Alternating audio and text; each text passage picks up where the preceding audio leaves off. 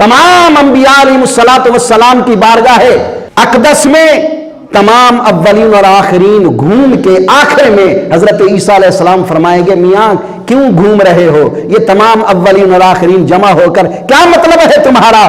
कहेंगे कि आज हम कोई शफी तलाश कर रहे हैं। अच्छा, मैं उनसे पूछता हूं जो कहते हैं कि ये हमारा रोजा, हमारी नमाज, हमारी हज, हमारी ज़कात, ये ऐसे अमल हैं जो अल्लाह की बारगाह में कबूल हैं, यही जरिया बनेंगे, यही वसीला बनेंगे। मैं पूछता हूं कि क्या इतनी अजीम मजमा में अव्वलीन और आखिरीन में कोई नमाजी नहीं होगा, हाजी नहीं होगा, नमाज पढ़ने वाला नहीं होगा, ज़कात देने वाला नहीं होगा? नहीं, पता चला इस हदीस पाक से, इसको हदीस शफात कहते हैं, इमाम बुखारी और इमाम मुस्लिम ने भी नकल की, और इसको हदीस शफात से पता चला कि ये तमाम आमाल भी तब काम आएंगे जब किसी की शफात होगी।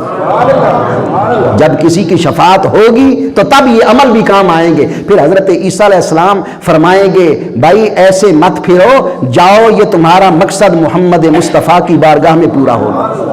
अव्वलीन और आखिरीन आएंगे, मेरे आका क्या फरमाएंगे? भाई तुम्हें गलत गाइड किया गया है, राहबरी गलत की गई है? नहीं, बल्कि मेरे आका फरमाएंगे, हदीस पाक के लफ्ज है, आना लहा, आना लहा। इस शफात के मकाम के लिए तो रब ने मुझे मुकर्रर किया, तुम कैसे घूम रहे थे?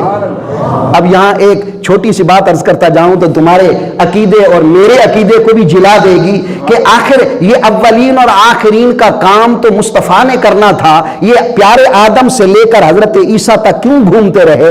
आखिर हर एक के पास जाकर वक्त क्यों गुजारते रहे? उसकी वजह ये उलमा फरमाते हैं कि उन अंबिया के उम्मती भी तो होंगे ना, पहले अंबिया की उम्मती, वो अगर डायरेक्ट चले जाए सरकार की बारगाह में, वो कह सकते थे कि अगर हमारे नबी की बारगाह में जाते तो काम हो जाता, लेकिन रब ने फरमाया हर के पास जाओ, हीला हुज्जत तमाम हो जाए, ताकि कोई ये ना कह सके कि ये काम तो मेरा नबी भी कर सकता था, ये काम दिया ही मैंने मुस्तफा के जिम्मे लगाया। आका अलैहिस्सलातु वस्सलाम के मकाम की पहचान दुनिया में भी इंसान को सुकून देगी, जिंदगी इंतहाई बेहतर गुजरेगी, और कब्र में भी इंतहाई राहतें मिलेगी।